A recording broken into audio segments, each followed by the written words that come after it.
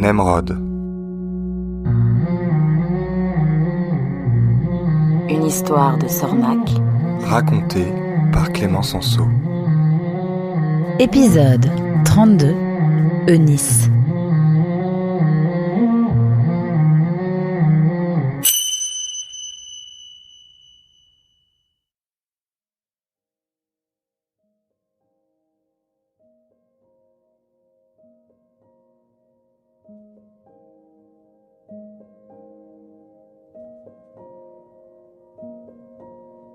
Traumatisés par la disparition de leurs camarades, les survivants ne prononcèrent plus un mot jusqu'à la tombée du jour. La nuit arriva comme un soulagement. Cette terrible journée était enfin terminée et chacun pouvait maintenant se réfugier en lui-même. Alors que le soleil venait de disparaître, une mélodie parvint aux oreilles de Nemrod. C'était une chanson triste et lente, de celles qui accompagnent le deuil. Ça venait de l'autre pirogue. La renarde qui l'avait entonnée avait une belle voix grave et vibrante. Dans la pirogue de Nemrod, 2 renards joignirent leur voix à celle de la chanteuse, des gars de l'Est. Finalement, tout le monde suivit. Ceux qui, comme Nemrod, ne connaissaient pas la chanson, faisaient les chœurs. Tout le monde pleurait. La chanson dura longtemps. Personne ne se sentait prêt à affronter le silence qui suivrait. Quand elle fut finie, les renards se prirent dans les bras, s'embrassèrent et se promirent assistance. Nemrod était lessivé. Il se sentait coupable. Même s'il n'était pas aux commandes au moment de l'accident, c'était quand même lui le chef de quart. Mazen, qui avait dû le sentir, posa sa patte potelée sur l'épaule de Nemrod. « Personne n'y peut rien, mon gars. C'est le destin, » dit doucement Mazen. « Le destin ? Finir en pâture aux piranhas ? C'est pas un destin, ça !» Mazen ne trouva rien à répondre. Nemrod ne lâcha pas la perche de la nuit. Malgré la fatigue, il trouva la force de réconforter le renard qui manœuvrait la pirogue au moment de l'accident. Le pauvre était effondré. Recroquevillé dans un coin, il n'osait même pas lever les yeux. « Je devrais me jeter aux piranhas. Je suis impropre à rien. Mon père avait raison. » Nemrod lui prit la tête entre ses pattes. « Regarde-moi. Regarde-moi dans les yeux. » Le malheureux leva lentement ses yeux rougis vers Nemrod. Le ciel était clair, et la lune, presque pleine, éclairait d'une lumière blanche son visage fiévreux. Nemrod planta son regard dans celui de son compagnon d'infortune. « Personne n'a choisi d'être ici, ok ? Personne n'a choisi de monter sur ces pirogues. Ce qui s'est passé n'est pas de notre faute. Tu comprends ? On n'y peut rien. Tu n'y peux rien. » « Tu dis ça pour me consoler. »« Je dis ça parce que c'est vrai. » « Les autres ne pensent pas comme toi. Ils m'en veulent. Tout le monde m'ignore. Me voilà banni parmi les bannis. Je n'ai que ce que je mérite. »« Comment t'appelles-tu » demanda Nemrod. « Côme. »« Approche, Côme. » Le malheureux renard s'approcha timidement. Nemrod le prit dans ses bras et ils restèrent ainsi quelques longues secondes. Nemrod ne pouvait dire à qui étaient les larmes qui coulaient sur sa joue.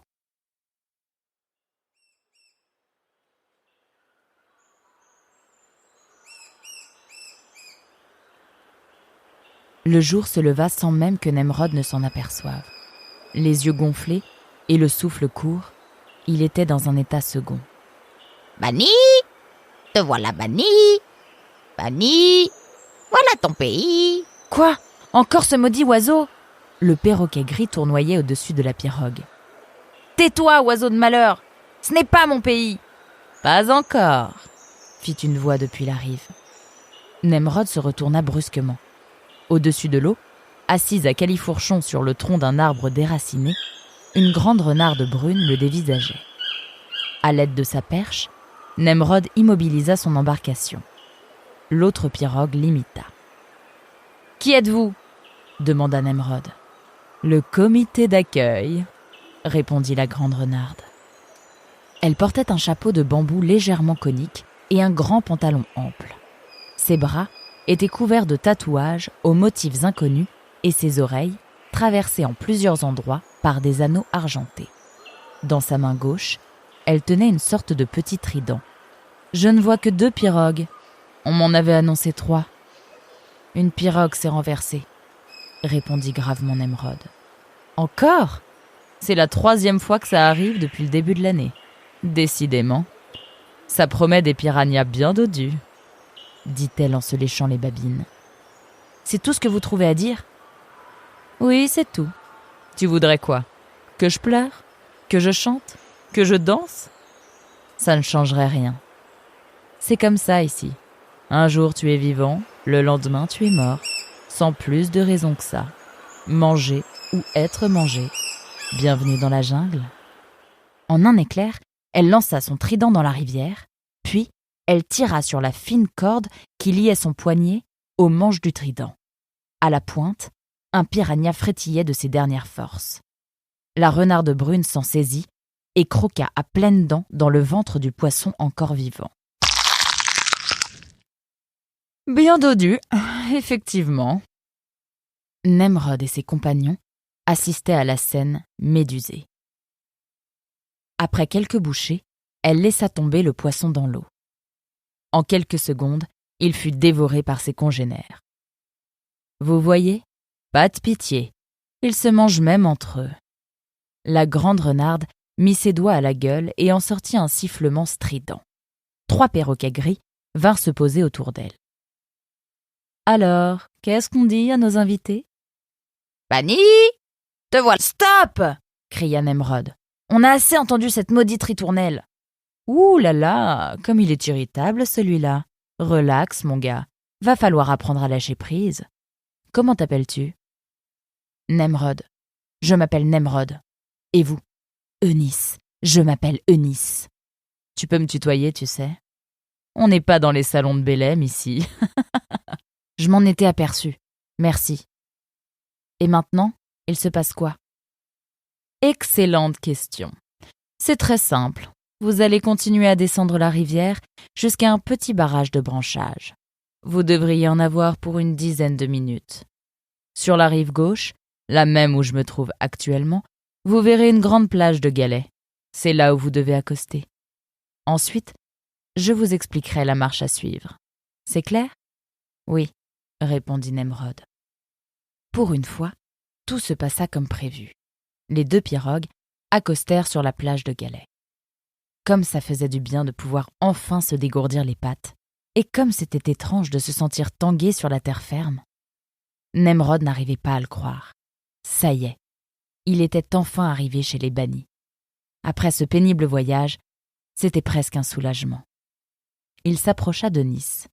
« Alors c'est vous la responsable de l'accueil des nouveaux arrivants ? » Aujourd'hui, oui. Je suis de corvée accueil 1 fois par mois. On fait ça à tour de rôle.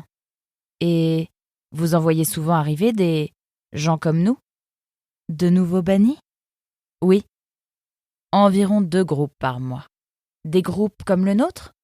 Oui. Entre 20 et 30 renards, dans ces eaux-là. Et vous ? Vous êtes arrivé il y a longtemps ? Un petit bout de temps, oui. Je suis né ici. Banni de naissance. Ah bon ? Vous n'avez jamais connu la très juste et très fraternelle République Orange ? Oui. Non. Jamais. Mais j'en ai entendu parler. T'es curieux, toi, hein ? Eunice fouilla la poche de son pantalon. Elle en sortit une petite branche qu'elle mit à sa gueule et commença à mâchonner. Bon, allez, on y va. Rassemble tes petits camarades. Tout le monde vous attend.